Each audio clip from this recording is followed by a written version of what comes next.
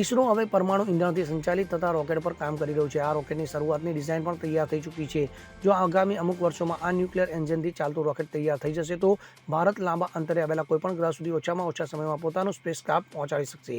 મહત્વનું છે કે ન્યુક્લિયર રોકેટનો ફાયદો એ થશે કે ભવિષ્યમાં ચંદ્ર અને મંગળ ગ્રહના મિશનમાં એસ્ટ્રોનોટ્સને પાછા આવવામાં તકલીફ નહીં પડે અને સાથે જ ઇંધણની પણ ચિંતા નહીં હોય।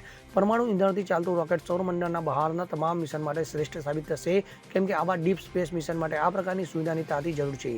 તો બીજી તરફ એવી પણ વિગત મળી રહી છે કે ઇસરો અને ભાભા ઓટોમેટિક રિસર્ચ સેન્ટર સાથે મળીને radio thermo electric generators develop કરી રહ્યા છે।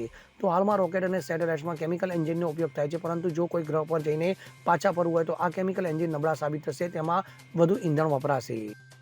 Bureau report CN24 news. હવે જુઓ દેશ દુનિયાની તમામ ખબરો તમારી આંગળીના ટેરવે।